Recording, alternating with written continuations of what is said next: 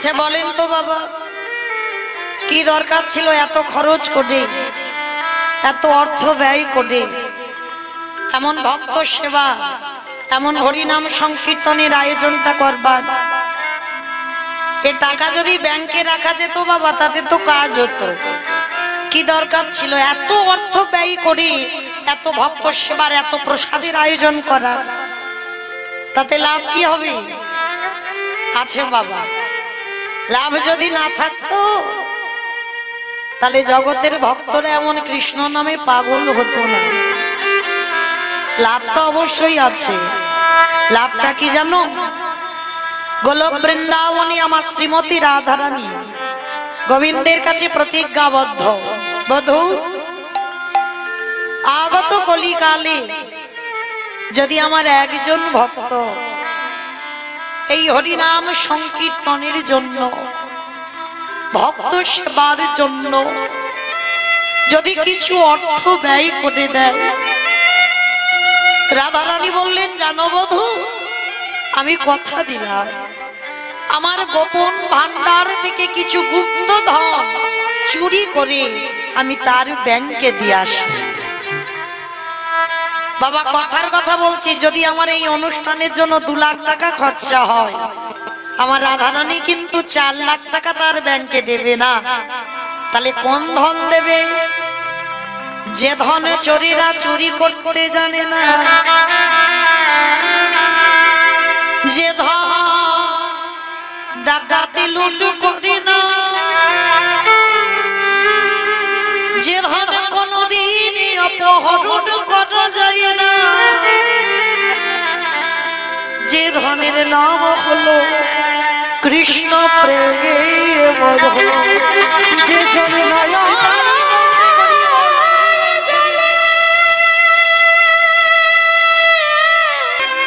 হে গোবিন্দ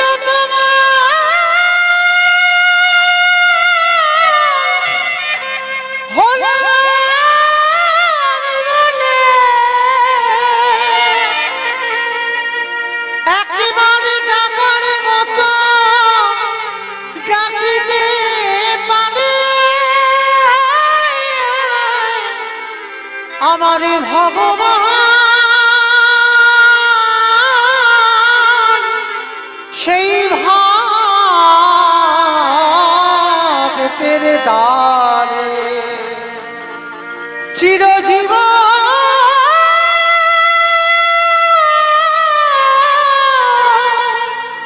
বাধা পড়ে। আপনারা বলবেন, মৌমিতা এত কাঁদি এত ডাকি কৃপা তো হয় না, হবে কি করে গো? ভগবান যে 2টো বস্তু সইতে না দে, এক হলো ভক্তের অহংকার, আরেকটি হলো মা কোনো ভক্তের চোখের জল। মনে রাখবেন, মা ভগবান কোনোদিন বলেনি আমাকে রজনীগন্ধার মালা দিয়ে সাজিয়ে দাও, কোনোদিন বলেনি আমাকে দামি পোশাক পরিয়ে দাও, কোনোদিন বলেনি আমাকে দামি ফলের ডালা দিয়ে সাজিয়ে দাও। ভগবান ভক্তির কাছে একটাই ধন চেয়েছি, ওরে কলির জ্ঞানন্ধজি, কিছু দিস বা না দিস, তোদের কিছু থাক বা না থাক, ভগবান তো একটা সম্পদ দিয়ে পাঠিয়েছে বাবা। খালি বিলি নদী নালার জল যদি শুকিয়ে যায়, কিন্তু ভক্তের নয়ন জল কোনদিন শুকায়। তাহলে ভগবানকে ডাকতে গেলে দরকার কি লাগে? অন্য কিছু জিনিস নয়, শুধু একবার নয়ন জল। ওইটুকু বস্তু দিয়ে যদি গৌর গোবিন্দ চরণে বসে একবার হা কৃষ্ণ প্রাণ গোবিন্দ বলে যদি একবার নয়ন জলে ভেসে ডাকতে পারো, আমার ভগবান পৃথিবীর যে প্রান্তে থাকুক না কেন, ভক্তির দয়াল ছুটিয়া যে জনি নয়নে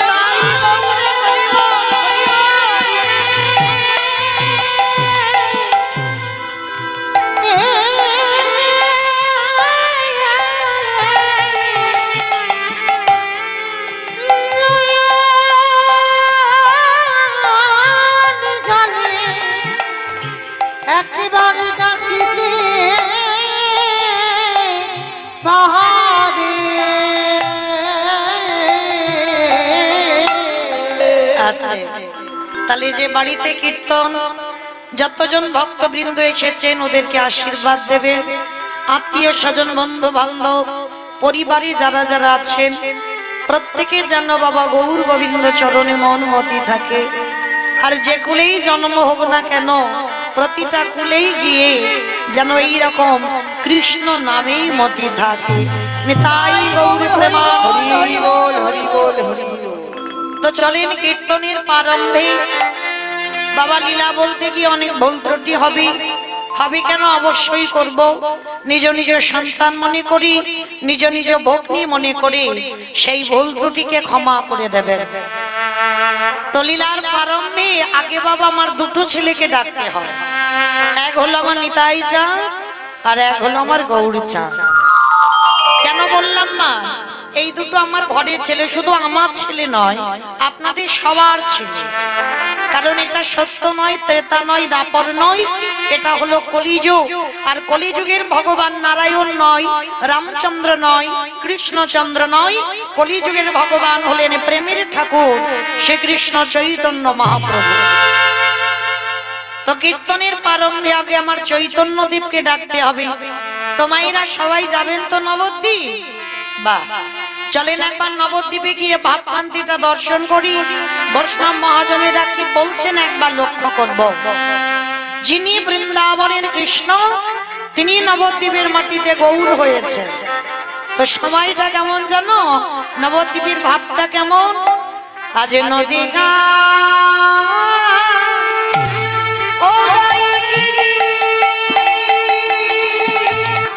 পূর্ণচন্দ্র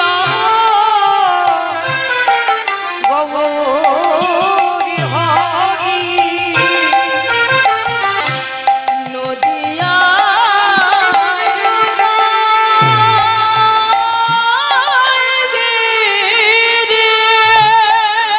আস্তে। মায়েরা কীর্তন শুনতে গেলে ভগবানের জন্য একটু কাজ করতে হয়। কাজগুলো কি? শঙ্খধ্বনি, উলুধ্বনি, আর একটু প্রেম সে বাহু উত্তোলন করি হরিধ্বনি। বাহ, একটু একটু উলুধ্বনি দেন দেখি একবার। আজ নদী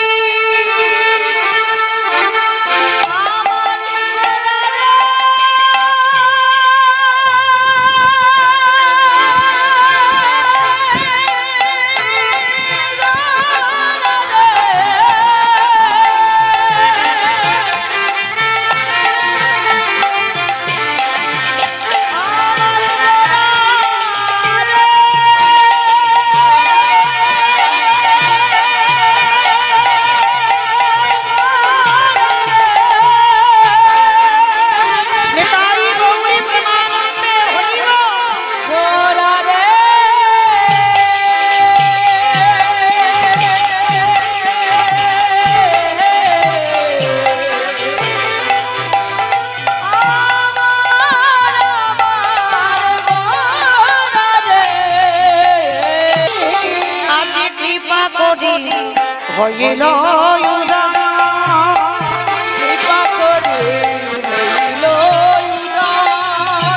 বলি সোনার নদী হাতে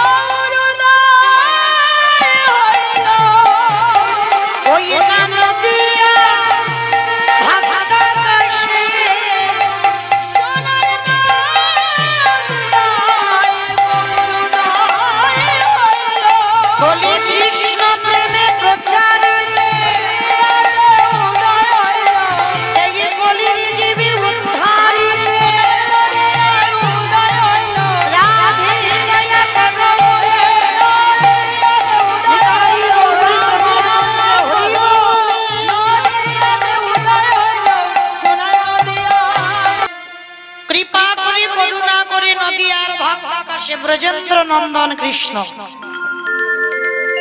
আর কলিকালের মাটিতে বাবা গৌর হয়ে এসেছে। কিন্তু মায়েরা কীর্তন শুনলে হবে না, কীর্তন গাইলে হবে না, একটু অনুভব করতে হবে। আচ্ছা বলেন তো মা, একটা 24 বছরের ছেলে, যিনি কিনা আমার কলিকালীর ভগবান, 24 বছরের ছেলে 60 বছরের মায়ের পা ধরে বলল কৃষ্ণ বলো, এটা মেনে নেওয়া যায়? 24 বছরের ছেলে 80 বছরের বাবার পায়ে ধরে বলল কৃষ্ণ বলো, এটা মেনে নেওয়া যায়? বাবা 24 বছরের ছেলে, সে কিনা বিশ্বের স্রষ্টা মালিক ভগবান, তিনি আজকে ধুলাই গড়াগড়ি দিয়ে বলবে কেন কৃষ্ণ বলো? প্রশ্ন। 7 বছরের মার পা ধরতে পারি, 80 বছরের বাবার পায়ে ধরতে পারি, কিন্তু ভগবান হয়ে তিনি ধুলাই গড়াগড়ি দেবে কেন? ভগবান মা ধুলাটা এমনি এমনি মাখেনি, ধুলাটা মেখেছে কেন? যুগ ধর্ম প্রবর্তক নাম সংকীর্তন, চারি ভাব ভক্তি দিয়া না চাই ভুবন, আপনি ভক্ত ভাব করি অঙ্গীকার, আপনি না করলে ধর্মজীবের শেখানো না যায়, আপনি আচরি ধর্মজীবের শিখায়, এই তো সিদ্ধান্ত গীতা ভাগবতে গায়। এই মতো কলিকালে প্রথম সন্ধ্যায় অবতীর্ণ হলেন কৃষ্ণ আপনি নদিয়ায়। তাহলে ভগবান নিজে আচরণ করে জগৎবাসীকে শেখাচ্ছেন, ওরে কলির জ্ঞানন্ধজি, আমি ভগবান হয়ে আমি ভক্তির পদধূলা মাখি, তোরা কলির জ্ঞানন্ধজি, তোরা তো সাধুগুরু বৈষ্ণব দেখলে নত হোস না। হরি বল। ভগবান নিজেই নত হয়ে নিজে ধুলা গড়াগড়ি দিয়ে জগৎবাসীকে শিখিয়েছে। কিন্তু বাবা ভগবান কিন্তু এমনি ধুলা মাখিনি। কেন মাখলো একটু ভেবে দেখেন বাবা। সত্যতে নারায়ণ হয়ে রাজ সিংহাসনে বসেছে, ত্রেতাতে রামচন্দ্র হয়ে 14 বছর অযোধ্যা থেকে চলে গেল বনবাসী, আবার অযোধ্যায় ফিরে এসে রাজ সিংহাসনে বসেছে। ভগবান কৃষ্ণ বৃন্দাবনী রাজার ছেলে, মথুরার রাজা, দ্বারকারও রাজা, কিন্তু সেই ভগবান কলিকালে আমার মহাপ্রভু। মায়েরা পারত না ভগবান একটু দামি সিংহাসনে বসতে? কি দরকার ছিল? চাচর কিশোর কেশ মুন্ডন করে দিল, পরনে নিয়েছে জীর্ণ মলিন একটা বস্ত্র, কাঁধে নিয়েছে ভিক্ষার ঝোলা, হাতে নিয়েছে বেলদণ্ড, বেরিয়ে পড়লো বাবা 24 বছর বয়সে সন্ন্যাসী হয়ে দাঁড়িয়ে দাঁড়িয়ে যাকে দেখতে পাচ্ছে তার পায়ে ধরে বলছে কৃষ্ণ বলো, যাকে দেখতে পাচ্ছে তার হাতে ধরে বলছে কৃষ্ণ বলো। কিন্তু কেন? এই কেনর কথাটা তো আমাদের জানতে হবে। ভগবান কলিকালে আর বড় লোক কেন হলো না? এই কেনর কথা জানতে গেলে বাবা একটু বৃন্দাবনের যেতে হবে, কারণ ঘটনাটা তো ঘটেছে বৃন্দাবন, তবেই আমরা জানতে পারবো। বৃন্দাবনে মা একদিন প্রাণ গোবিন্দ আমার একটু মন প্রাণ দিয়ে আস্বাদন করবে, দেখবেন বাবা ঠাকুর অনেক কিছু জিনিস জানতে পারবে। কারণ একটা ছোট মানুষের কাছেও তো কিছু পাওয়া যায়, তাই না? তো বৃন্দাবনে আমার গোবিন্দ রাধারানীকে ডেকেছিল, রাধে ও রাধে, তোমাকে একটা প্রশ্ন করব রাধে। বলো বধূ, কি প্রশ্ন? আস্তে কথা নয় মা, একটু কীর্তনে ধ্যান দেন। গোবিন্দ বলছে রাধে তোমাকে একটা প্রশ্ন করব। বলো বধূ, কি প্রশ্ন?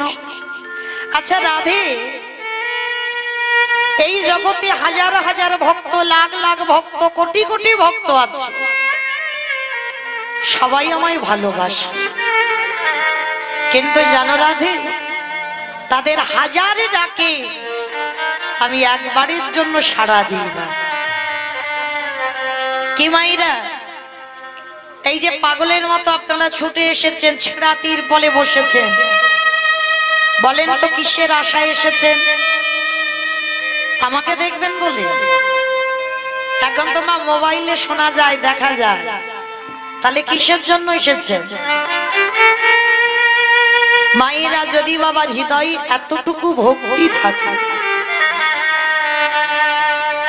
ভক্তের মধ্যে যদি একজন আমার ভগবানকে ভালোবাসতে পারে, একবার যদি বাবা তার কানে এই হরিনামের ধ্বনিটা যায় না, পাগলের মতো ছুটে আসে। কারণ বাবা ভগবানকে যদি ভালোবাসা যায়, শেষের দিনে তুমি যদি ভগবানকে ভুলে যাও, ভগবান কিন্তু তোমায় কোনোদিন ভুলবে না। এই যে আপনারা ছুটে এসেছেন না, ভগবানের এই নামের মহিমায় এমন একটা জাদু আছে, এমন একটা গুণ আছে। অভক্ত হলে হবে না বাবা। অভক্তরা দেখবেন খাবার জায়গায় ভিড় করে ওখান থেকে চলে যাবে, এদিকে আসবে না। কিন্তু যাদের হৃদয়ে এতটুকু ভক্তি আছে,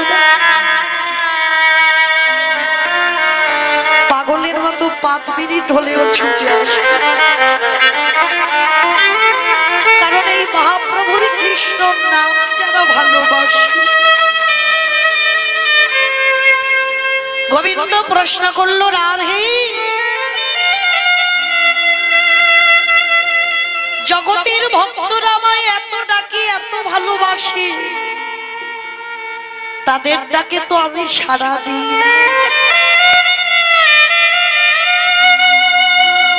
কি বাবা, এই যে আপনারা আমরা সবাই তো ভক্ত, ভক্ত না হলে কি আসতাম? আমরা সবাই ভক্ত। আচ্ছা বাবা, ভগবান যেটা পছন্দ করে আমরা একাদশীর উপবাস করি, ভগবান যেটা সব থেকে পছন্দ করে চন্দন তুলসী তার চরণে দিই। অনেক ভক্ত আছে সারাদিন নয়ন জলে বুক ভাসিয়ে কাঁদে, সারাদিন নামের মালা হাতে নিয়ে বসে আছে।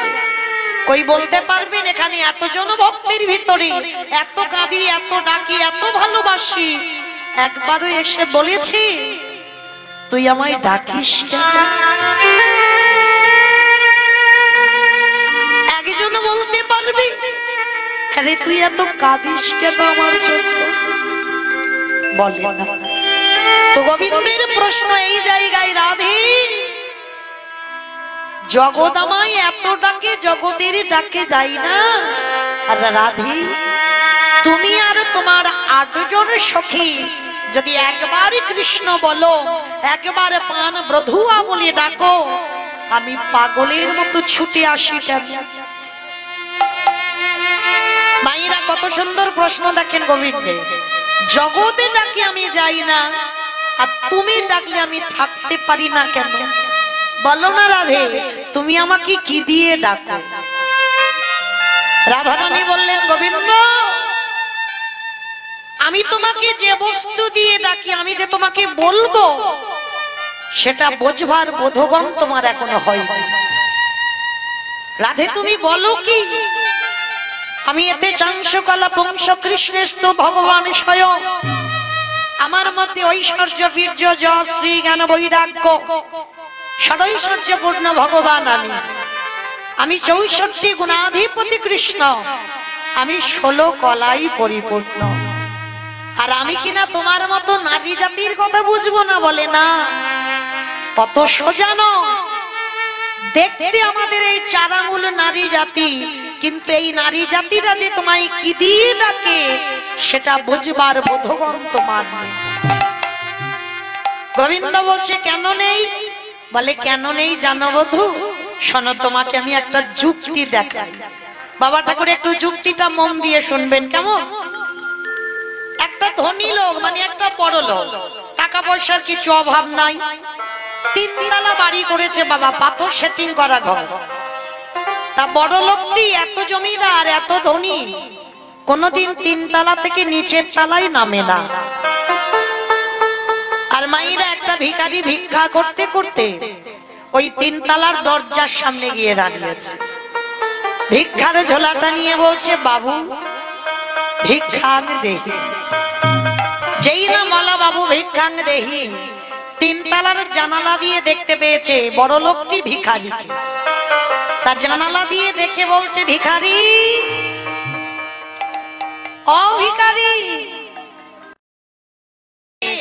তুই যে 5 বাড়ির দাঁড়ে দাঁড়ে যাস, 5 বাড়ির দাঁড়িয়ে দাঁড়িয়ে গিয়ে সরু মোটা আতপ চাল পাস, হ্যাঁ রে ভিখারি, তোর এই সরু মোটা আতপ চাল, সিদ্ধ চাল, হ্যাঁ রে এর স্বাদটা কেমন রে? ভালো করে বুঝবেন মা, কে বলছে বড় লোক? ভিখারিকে বলছে। ভিখারিটি করজোর করে বলছে, বাবা কথাটা বোধহয় আমার সাজে না। কেন জানো? তুমি তো বড় লোক, তুমি তো ধনী, আমি পথের ভিখারি কাকা। কথাটা আমার সাজে না, কিন্তু আমি না বলে পাচ্ছি না বাবা। শোনো, একান্ত যদি আমার এই চালের স্বাদ তুমি বুঝতে চাও বাবু, তিন তালার উপরে তো বসে থাকলে হবে না, আগে তিন তালা থেকে তোমাকে নিচের তালায় নামতে হবে। আমার মতো দাঁড়িয়ে দাঁড়িয়ে তোমাকে ভিক্ষা করতে হবে। সরু মোটা আতপ চালে সিদ্ধ চাল নিয়ে নিজের হাতে তোমাকে রন্ধন করতে হবে, আর সেই রন্ধন করা প্রসাদ গোবিন্দকে নিবেদন করতে হবে। আর সেইটাই যদি তুমি সেবা করতে পারো, তবেই বুঝবে এই ভিখারির চালের স্বাদটা কেমন।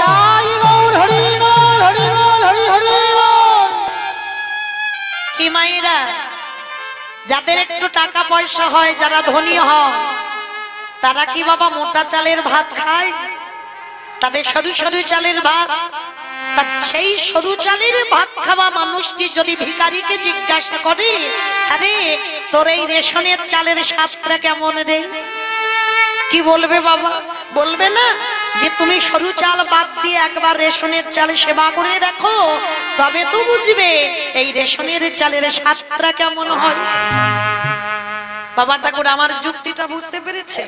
আমি বলছি না, রাধারানী গোবিন্দকে বলছে, গোবিন্দ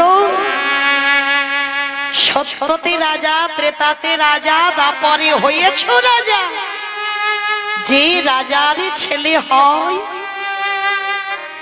সে কি কোনদিন এই ভিখারিদের ভাব বুঝতে পারে? আগে ভিখারি রাজ ঐশ্বর্য ত্যাগ করে আগে ধুলাই নামো। রাজা হয়ে বসে আছো, প্রজাদের অভাব বুঝবে কি করে? আগে প্রজা হও, তবে তো বুঝতে পারবে এই প্রজারা তোমায় কি দিয়ে ডাকে। রাধে, তুমি জানো আমি 64 গুণাধিপতি কৃষ্ণ, আমি 16 কলাই পরিপূর্ণ। অনিমা মহিমা প্রাপ্তি প্রক্রমা লঘিমা ইপ্সিতা কামাবসিতা স্থিতি ঐশ্বর্য বীর্য যশ শ্রী জ্ঞান বৈরাগ্য লীলা কৃপা। আমি 16 কলাই পূর্ণ, আর তুমি বলছো আমি তোমার মতো নারীর ভালোবাসা বুঝবো না? বলে না, কত সোজা নয় বধূ। তোমার হৃদয়ে 64টা গুণ থাকতে পারে, কিন্তু তোমার হৃদয়ে একটা গুণ নেই। রাধে, তুমি বলো কি? আমার মধ্যে সব আছে, আমার মধ্যে একটা গুণ নেই, সেটা কি? বলে বধূ, যার নাম হলো ভক্তি। তোমার তো ভক্তি নেই। গোবিন্দ আমার বিশ্বাস করছে না। না রাধে, আমার ভক্তি আছে। কে বলেছে আমার ভক্তি নেই? 64 গুণ আছে আর আমার ভক্তি নেই? বলে না। ভক্তি যদি থাকে, বধূ কই তুমি দাঁড়িয়ে দাঁড়িয়ে একটু কাঁদো তো দেখি।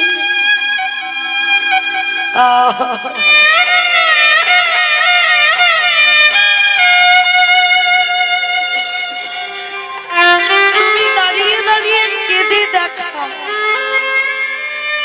আর যদি কেঁদে দেখাতে পারো তাহলে জানবো আমি তোমার হৃদয়ে ভক্তি আছে। গোবিন্দ বললেন, রাধে আমি তো কোনদিন কাঁদতে শিখি,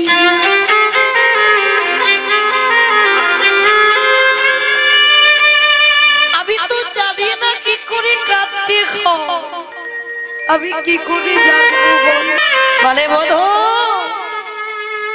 তাহলে তুমি বললে কি করে তোমার হৃদয়ে ভক্তি আছে? যার হৃদয়টা কৃষ্ণ নামে না দোলে, যার নয়নে কৃষ্ণ নামে বাড়ি না ছড়ে, তার হৃদয়ে তো কৃষ্ণ প্রেম। যে জনে কৃষ্ণ বলে তাই গৌর হরি বল, হরি বল, হরি বল। একেবারে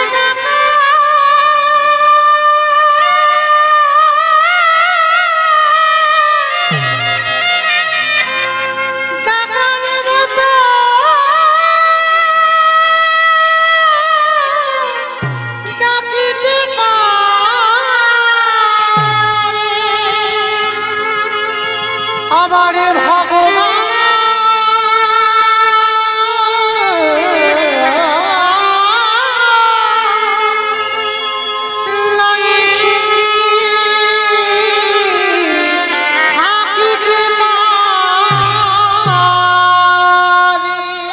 রাধারানী বললেন তোমার হৃদয়ে ভক্তি নেই। গভীর আসতে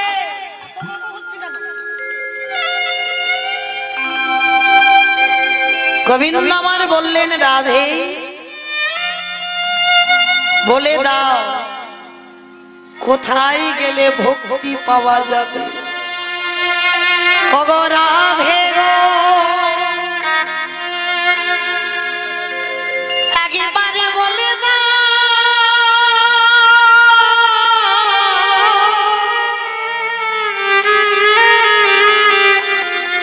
এই জগতে যখন আমার হৃদয়ে ভক্তি দাও, একেবারে বলো রাধে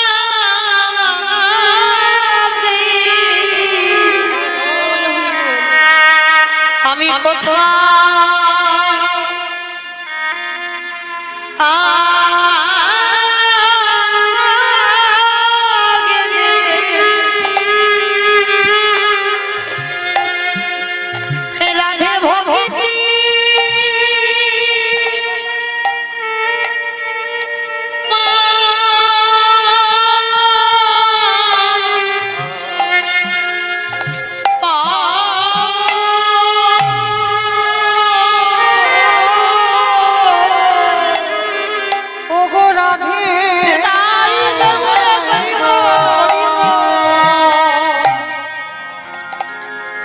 আমি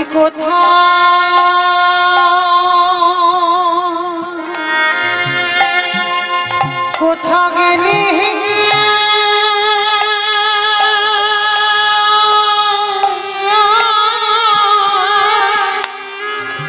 গোবিন্দ আমার বললেন রাধে একবার বলে দাও আমি কোথায় গেলে ভক্তি পাবো? রাধারানী একটু মৃদু হেসে বললেন বধূ, ভক্তি যদি পেতে হয় তোমাকে একটা কাজ করতে হবে। কি কাজ? একেবারে ভক্তির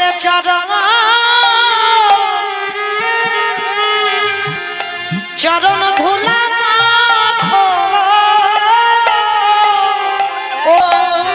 গোবিন্দ, ভক্তি যদি পেতে হয় তোমাকে ভক্তের চরণের ধুলা একবার মাথায় নিতে হবে। গোবিন্দ আমার চমকে উঠলো, রাধে তুমি বলো কি? আমি ধরবো ভক্তের পায়ে? বলে হ্যাঁ, আগে তোমাকে ভক্তের পায়ে ধরতে হবে, আর শুধু পায়ে ধরলে হবে না, ভক্তের পদধূলা তোমার মাথায় নিতে হবে, সর্বাঙ্গে মাখতে হবে, তবেই যদি তোমার একটু ভক্তির উদয় হয়। বেশ রাধে আমি কথা দিলাম, আমার মধ্যে 64 গুণ আছে, আমার মধ্যে যখন ভক্তি নেই আমি কথা দিলাম আমি ভক্তি অর্জন করে আমি তোমাকে দেখাবো। কিন্তু মাইরা ভগবান ভক্তের পায়ে ধরবে, সে কেমন ভক্ত হওয়া উচিত? এই যে আমাদের মতো ভক্তের পায়ে ধরলে বাবা ভক্তি আসবে? আমাদের মানে আপনাদের কাউকে বলছি না, আমি আর আমার এই কথা। এদের পায়ে ধরলে জীবনে ভক্তি আসবে না। ভক্তি আসবে তাহলে কেমন ভক্তির পায়ে ধরতে হবে, খুঁজে তো বের করতে হবে যে কেমন ভক্তের পায়ে ধরবো। ভগবান ক্লান্ত হয়ে যাচ্ছে ভক্ত খুঁজতে খুঁজতে, আর হঠাৎ বাবা এক জায়গা লক্ষ্য পড়ে গেল, যদি খুঁজে পাই এই জায়গাটা একটা ভক্ত। জায়গাটা কোথায় ছিল জানো? হস্তিনাপুর। মাইরা হস্তিনাপুর কিসে নাম শুনেছেন গো? মহাভারত। বাহ, মহাভারতে শুনেছেন বাবা হস্তিনাপুর। এখানে যারা তত্ত্বজ্ঞানী, যারা গ্রন্থ জ্ঞানী, যারা পড়েন শাস্ত্র জানবেন, কুরুপক্ষে ছিলেন আমার পিতামহ ভীষ্ম, আর পাণ্ডব পক্ষে ছিলেন আমার ভগবান কৃষ্ণ।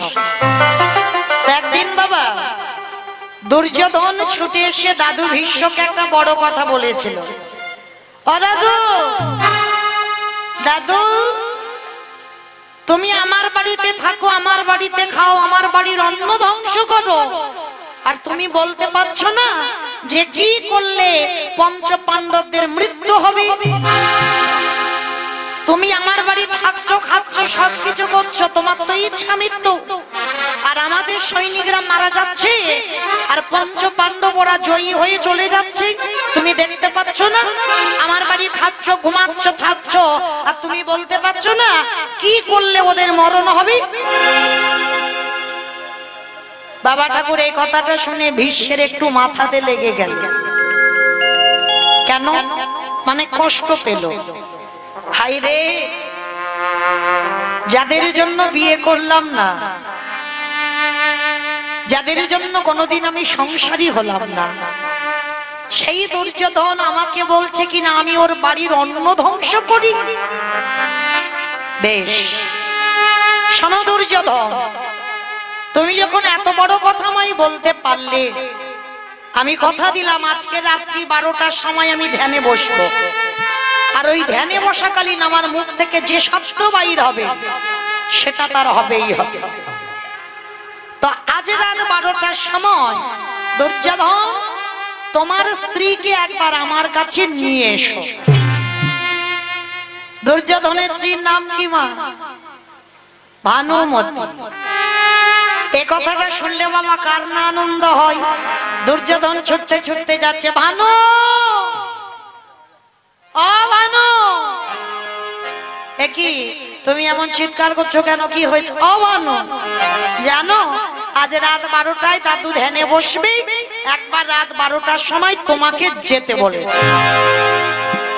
যেই না কথাটা শুনেছে বাবা ভানুমতি অমনি চমকে উঠেছে, বলে তোমার কি মাথা খারাপ? হ্যাঁ, তোমার দাদু বিয়ে করেনি, তোমার দাদু সংসার নেই, আর ওই বুড়োর কাছে আমি রাত 12টার সময় যৌবন বয়সে নাচবো যাবো? শোনো, তোমার যদি যাওয়ার এত ইচ্ছা হয় দরকার পড়ে তো তুমি রাত 12টার সময় যাবে, আমি কোনো মতেই, তুমি 1000 বার বললেও রাত 12টার সময় আমি যাব না তোমার দাদুর ঘরে। আচ্ছা মায়েরা, বাবা ঠাকুর আপনারাই বলে, এই যে ভানুমতি যাবে না এই কথাটা দুর্যোধন জানে, আর দুর্যোধনের স্ত্রী ভানুমতি জানে, আর কি বাবা কেউ জানে? হ্যাঁ, বাহ। এই যে মৌমিতা একটু উঁচুতে দাঁড়িয়ে আছে না, আপনারা ভুল বুঝবেন না, আমি কিন্তু উঁচু নয়, আপনারা উঁচু জায়গায় বসেছে, চোখে যেটা দেখা যায় সেটা ঠিক নয়। এই যে আপনারা দেখছেন আমি অনেক উঁচুতে আছি, আপনারা নিচুতে আছেন না। এখানে যারা শাস্ত্র জ্ঞানী, যারা গ্রন্থ পড়েন, বাবা আগে তো আমার জায়গাটাকে বলেনি, আগে আপনাদের জায়গাটাকে বলেছি। নববিধা ভক্তিতে বলেনি বাবা আগে শ্রবণ পরে কীর্তন, তাহলে তা আগে বলতে পারতো আগে কীর্তন পরে শ্রবণ, না, আগে ভক্তির জায়গা তারপরে বাবা বক্তার জায়গা। তাহলে আপনারা উঁচু জায়গায় বসেছেন, আমি নিচুতে দাঁড়িয়েছি। সব সময় যেটা দেখছেন সেটা ঠিক নয়। আজকে জগতের সংসারে বাবা এই যে ভানুমতি যাবে না, ভক্ত বাৎসল্য ভগবান বুঝতে পেরেছে, মনে মনে চিন্তা করলো এই তো সুযোগ, আর এই সুযোগেই আমাকে একটা কাজ গুছিয়ে নিতে হবে। এই সুযোগটা আমার হেলায় হারালে হবে না, আমাকে একটা কাজ গুছাতে হবে। তো বাবা ঠাকুর যাওয়ার কথা 12টায়, বেজে গেছে ঘড়ির কাঁটা 11টা। ভগবান তাড়াতাড়ি করে বাবা গিয়ে দাঁড়িয়েছে সখীর দরজায়। অমায়েরা সখী কাকে বলতো গো? মহাভারতে দ্রৌপদী। ভগবান কৃষ্ণ দ্রৌপদীকে সখী বলতো, আর দ্রৌপদী আমার কৃষ্ণকে সখা বলে ডাকতো। রাত 11টার সময় ভগবান গিয়ে ডাকছে সখী।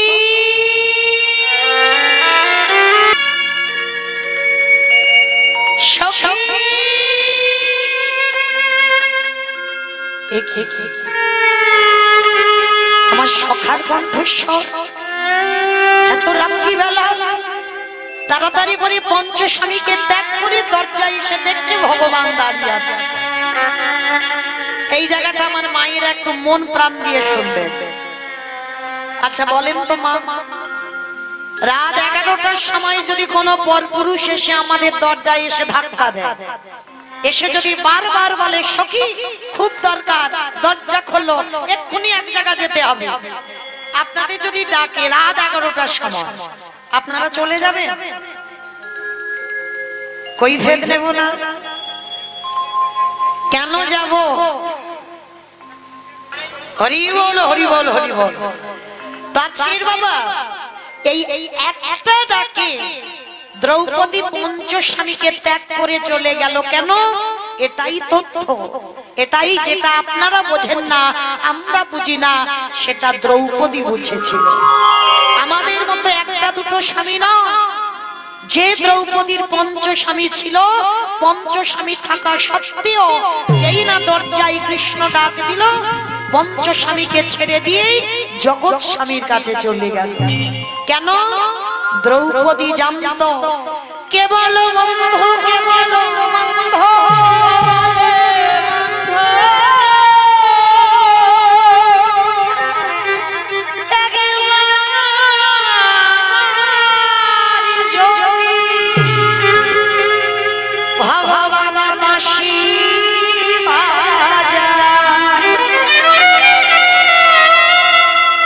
সবাইকে ফেলে রেখে চলে যেতে, সবাইকে ফেলে রেখে চলে যেতে হবে। এই জগতের সংসারে যতই তুমি আপন আপন করো না কেন, কেউ তোমার আপন নয়। ভগবান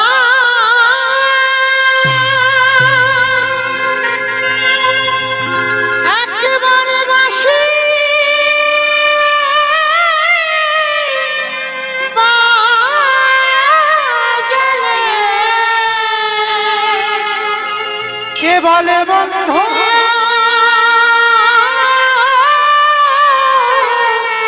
কেবল সকলে ছেড়ে যেতে হবে। মায়েরা আপনারা বলেন, এই যে কীর্তন শুনতে এসেছেন, প্রসাদ পেয়ে বাড়িতে যাবেন, গ্যারান্টি দিতে পারবেন বাড়িতে যাব? এই যে জোর দিয়ে কি বলতে পারবো?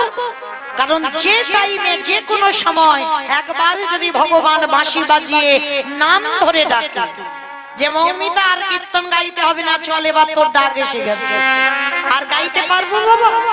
যে কোনো টাইমে বলতে হবে না যে বাড়িতে আমার একটা ছোট্ট ছেলে আছে, ওকে দেখবো তবে যাব। যে কোনো টাইমে মালিক যদি এসে বলে ঘর ছেড়ে দে, ছেড়ে দিয়ে চলে যেতে হবে। দ্রৌপদী জানতো কৃষ্ণ ডেকেছে মানে আর থাকবার উপায় নেই। আপনাদের আমাদের মায়েরা কত প্রশ্ন, কত কৈফিয়ত জানতে চাইবো, কিন্তু দ্রৌপদী একটাই প্রশ্ন করেছিল, সখা এত রাত হয়েছে তুমি ঘুমাও, এত রাত্রিবেলা তুমি আমার দরজায় কেন? ভগবান হাতটা ধরেছে, দ্রৌপদী আমার খুব দরকার, এই মুহূর্তে তুমি চলো একবার দাদু ভীষ্মের ঘরে। তবে হ্যাঁ, তুমি যাচ্ছ না, যাচ্ছে দুর্যোধনের স্ত্রী ভানুমতি। ভানুমতির মতো কাপড়টা পরো, কণ্ঠটা ভানুমতির মতো করবে। আর হ্যাঁ, আমি যে তোমায় পাঠাচ্ছি আমার নামটা তুমি বলবে না। ঠিক আছে সখা, তুমি যখন বলছো চলো তোমার সঙ্গে একটু যাই। ভগবান হাতটা ধরেছে, টানতে টানতে নিয়ে যাচ্ছে। আর যখনই টানতে টানতে নিয়ে যাচ্ছে না, ওই হাঁটছে আর একটা আওয়াজ হচ্ছে, খট খট খট খট খট খট। ভগবান বলছে দ্রৌপদী, তোমার ওই জুতোর আওয়াজে ধ্যান ভেঙে যাবে। দাদু যে ধ্যানে বসেছে, ধ্যান ভঙ্গ হয়ে যাবে। একবার তুমি ওই জুতো জোড়া খুলে দিয়ে দাদুর ঘরে যাও। ঠিক আছে সখা, তুমি যখন বলছো আমি জুতো জোড়া খুলেই দাদুর ঘরে যাচ্ছি। এইবারে যখনই বাবা দরজার ধারে জুতো জোড়া খুলেছে, দ্রৌপদী সবে মাত্র প্রবেশ করেছে পিতামহ ভীষ্মের ঘরে। আর যেই না জুতো জোড়া খুলেছে, ভগবান মনে মনে চিন্তা করলেন এই তো সুযোগ, এই সুযোগে আমাকে একবার দেখে নিতে হবে। আমার রাধারানী আমাকে বলেছিল আমার হৃদয়ে নাকি ভক্তি নেই, এই সুযোগ, আর এই সুযোগেই আমি একবার দেখতে চাই। আজ এই যে দ্রৌপদীর জুতো জোড়া পড়ে আছে না, দেখবো এইটাকে হৃদয়ে ধরলে, এইটাকে ধরলে বাবা তবে ভক্তি আসবে। এইবার যেই না দ্রৌপদী আমার জুতো জোড়া খুলে দিয়েছে, ভক্ত বাৎসল্য ভগবান ওই দ্রৌপদীর জুতো জোড়া কৃষ্ণ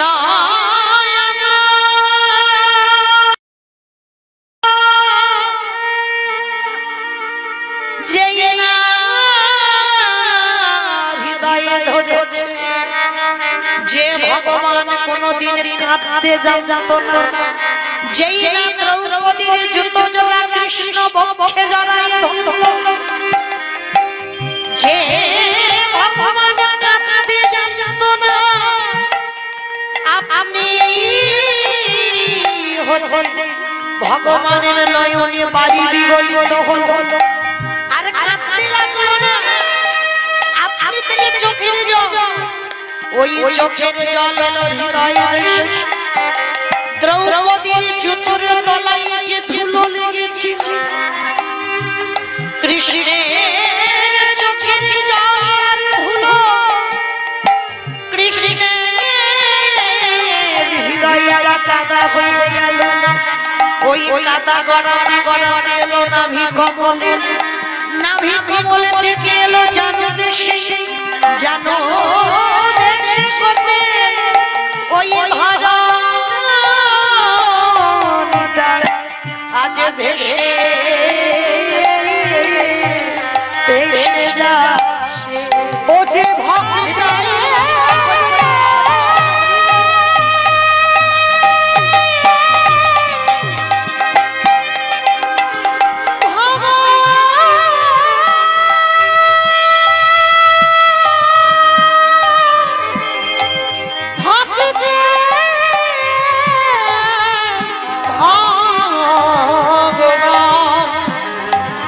যে ভক্ত ছাড়া কিছু জানে না, তাই তো যুগে যুগে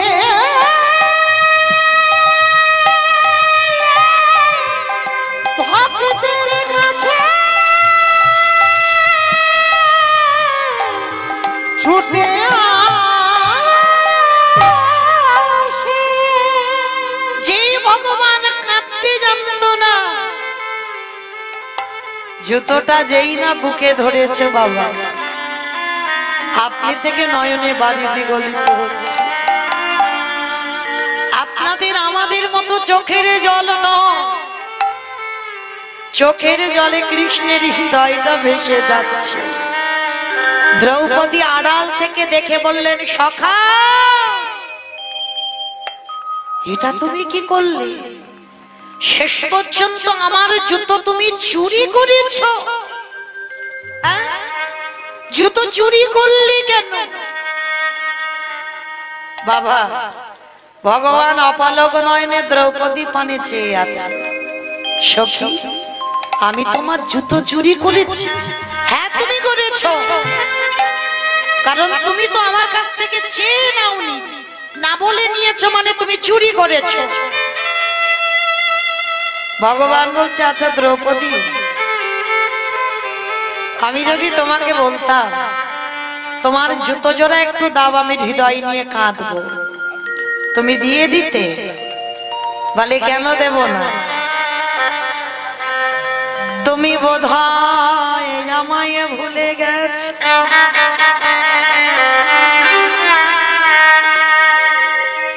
কিন্তু আমি তোমায় ভুলি না। সখা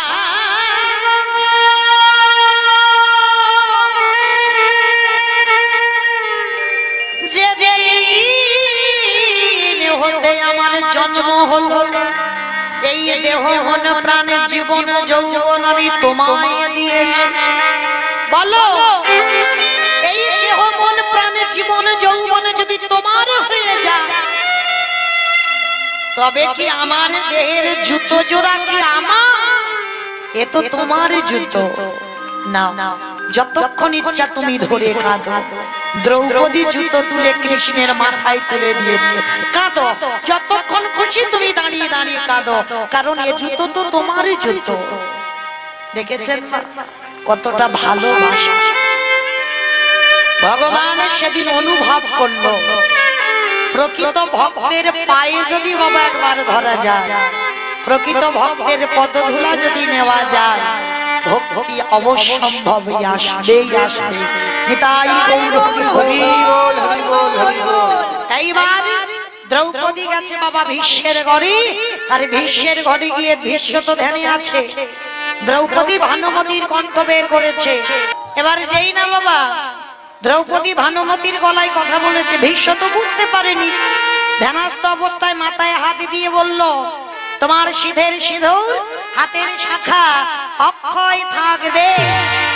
আর এত ভালো বর পেয়ে বাবা কারোর আর নকল গলা থাকে? আনন্দে দ্রৌপদী একেবারে লাফ দিয়ে উঠেছে। আর যেই লাফ দিয়ে উঠেছে বাবা, নিজের গলাটা বেরিয়ে গেছে, মানে আসল গলা দ্রৌপদীর গলা। পিতামহ ভীষ্ম চমকে উঠেছে, কি এখানে তো দ্রৌপদী তোমার আসবার কথা নয়, এখানে তো আসবার কথা ছিল ভানুমতি, দুর্যোধনের স্ত্রী। সত্যি করে বলো, তোমাকে কে পাঠালো? বাবা মনে রাখবেন, গোয়েন্দা না হলে চুরি হয় না। হয় কি বাবা, গোয়েন্দা যিনি করেন গোয়েন্দাগিরি, তিনি কিন্তু চুরি করেন না। তিনি কিন্তু বাবা যে বাড়িতে চুরি হয় সে বাড়িতে যাতায়াত থাকে। আর সেই গোয়েন্দা কি করে, আড়ালে দাঁড়িয়ে দাঁড়িয়ে দেখিয়ে দেয় কোথায় কোন জিনিসটা আছে, সেইখানে তোরা গিয়ে ওটা নিয়ে আয়। হ্যাঁ, যদি বলো মৌমিতা জানলে কি করে? বাবা অনেকবার আমাদের বাড়ি চুরি ডাকাতি হয়েছে, তো ওই জন্য ভালো করে জানি। হ্যাঁ, তা গোয়েন্দা না হলে বাবা চুরি হয়। তো আজকে কি করেছে ভগবান? তো বাবা চোরের মাস্টার, মানে চোরের সর্দার। হ্যাঁ, আজকে আড়ালে দাঁড়িয়ে আছে। দ্রৌপদীকে বলা আছে, আমি যে পাঠাচ্ছি আমার নামটা তুমি বলবে না। এইবার আড়ালে দাঁড়িয়ে আছে দ্রৌপদী, ধরা পড়েছে। আর ধরা পড়ে বাবা বারবার ওই দরজার দিকে তাকাচ্ছে। পিতামহ ভীষ্ম রেগে গিয়ে বলেন, দ্রৌপদী তুমি আমার প্রশ্নের উত্তর দাও, তোমাকে এখানে পাঠালো কে? তুমি ওই দিকে কি দেখছো? আমার দিকে তাকিয়ে বলো। বাবা কিছু তো বলতে পারছে না, কৃষ্ণের তো বারণ আছে, বলা যাবে না। আর মাথাটা নিচু করে দাঁড়িয়ে আছে। ভীষ্ম রেগে যাচ্ছে, উত্তর দাও, এখানে ভানুমতির জায়গায় তুমি কি করে পৌঁছালে? কে জানো ভীষ্মকে বললেন, ভীষ্মদেব একেবারে চেয়ে দেখো দরজা পানে, যে চরণ পাবারে লাগি ওই যোগীগণ যোগে পাই না, মনিগণ মনে পাই না, ধ্যানীগণ ধ্যানে পাই না, ব্রহ্মা ব্রহ্মলোকে পায় না, শিব শিবলোকে পায় না, ইন্দ্র ইন্দ্রলোকে পায় না। একেবারে ভীষ্ম চেয়ে দেখো তোমার দরজার ধারে সেই ভক্ত বাৎসল্য ভগবান কেমন করে তোমার দরজার ধারে দাঁড়াইয়া আছে। ভীষ্মের ইচ্ছা মৃত্যু তো কে যেন বলছে ভীষ্ম। ভীষ্মের আর বুঝতে দেরি হলো না যে এই কাজটা কে করতে পারে। এইবারে এক পা দু পা করে ভীষ্ম দরজায় গেছে। আজ দরজায় গিয়ে দেখে কিনা আমার ভগবান আড়ালে চুপচুপি করে দাঁড়াইয়া আছে। ভীষ্ম গিয়ে ডাকছে, কৃষ্ণ কিরে, আমার দরজা তো খোলাই ছিল, দ্রৌপদীকে ভিতরে ঢুকতে দিলি, তুই বাইরে আছিস কেন? তুই ভিতরে যাবি না? আয়, আমার দরজা খোলা, তুই ভিতরে একবার চল। ভগবান বললেন, ভীষ্মদে আমি সবার দরজায় দাঁড়াইয়ে আছি। বাবা কোন দরজা? ওই যে ইট বালি গাঁথা সিমেন্টের যে দরজা জানালা হয়েছে শালকাঠের, ওই দরজা না। তাহলে কোন দরজা? এই রক্ত মাংসে দেহ ভরা গো, এই ঘরের দরজার ধারে আমার কৃষ্ণ দয়াময় দাঁড়াইয়া আছে। কোথায় বাবা? এই যে ধপ ধপ আওয়াজ হচ্ছে, ওটাই তো কৃষ্ণ। হ্যাঁ, ওই ধব ধব আওয়াজে যেদিন বন্ধ হবে, এই দেহ ঘরের কোনো নামে থাকবে না। ঈশ্বরে যেদিন তোর ডাকাটা সঠিক হবে, আমি সেই দিন তোর হৃদয়ে ঘরে প্রবেশ করব। ভীষ্ম বললেন, কৃষ্ণ রে, আজ যেমন বাইরে দাঁড়িয়ে আছিস তুই দাঁড়িয়ে থাক, কিন্তু একবার আমাকে কথা দে, যেদিনই আমার চলার চরণ বধির হবে, যেদিন আমার হাত আর তোর চরণে তুলসী দেবে না, যেদিন আমার কান আর কৃষ্ণ নাম শুনবে না, যেদিন আমার চোখ আর তোকে দেখতে পাবে না, এই জিহ্বা আর কৃষ্ণ নামে বলতে পারবে না, যেদিন আমার 10টা ইন্দ্রিয় শীতল হবে, ওরে কৃষ্ণ একেবারে কথা দে, যেদিন আমার নিদানের সময় হবে, যেদিন 4 জনা বাঁশির দোলাই লইয়ে যাবে, ওরে কৃষ্ণ রে, তুই সেদিন আমার দরজা দরজার ধারে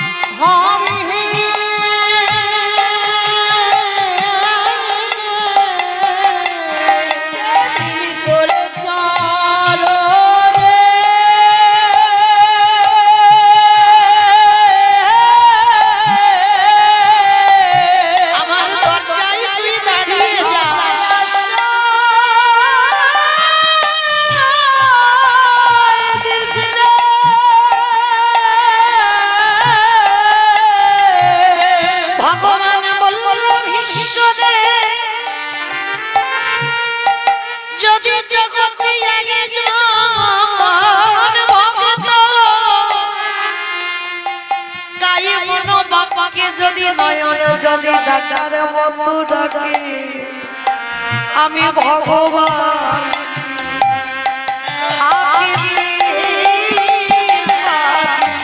এই জন্য ডাকার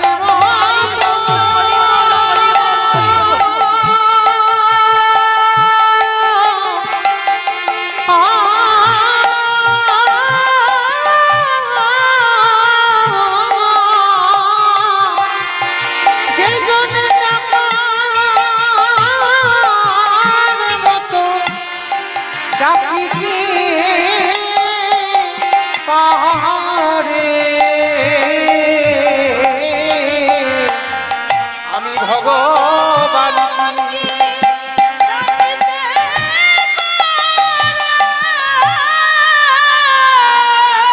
আস্তে সেদিন বাবা ভগবান প্রমাণ পেয়ে গেল প্রকৃত ভক্তের চরণ ধরলেই ভক্তি আসবেই আসবে।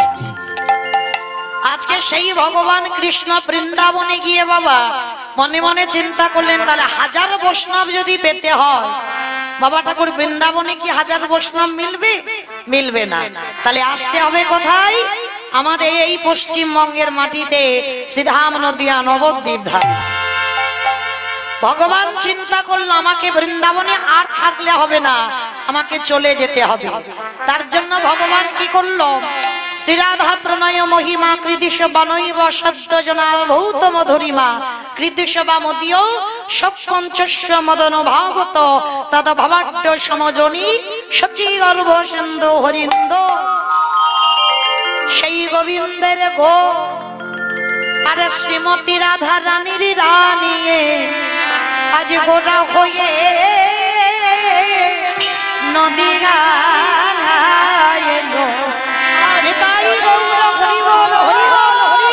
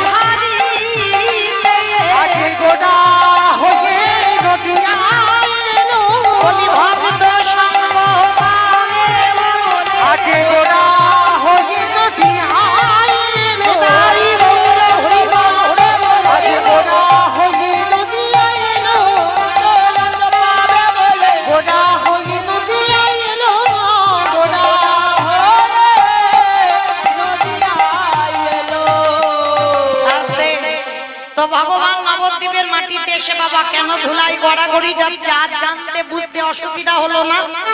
ভক্তের পদ ধুলাটা নেবে বলি। আচ্ছা বাবা ভগবান যদি এসে আপনাদের কাছে বলে ভক্ত তোমার পায়ের ধুলা একটু দাও, বাবা দিতে রাজি হব? ভয় হবে না? আমার পায়ের ধুলা যদি ভগবানের মাথায় পড়ে তাহলে নরক যন্ত্রণা পেতে হবে। ওই জন্য ভগবান ভাবলো আমাকে কায়দা করে চুরি করে নিতে হবে। তাহলে চুরিটা করলো কি করি? আজকের ওই সুর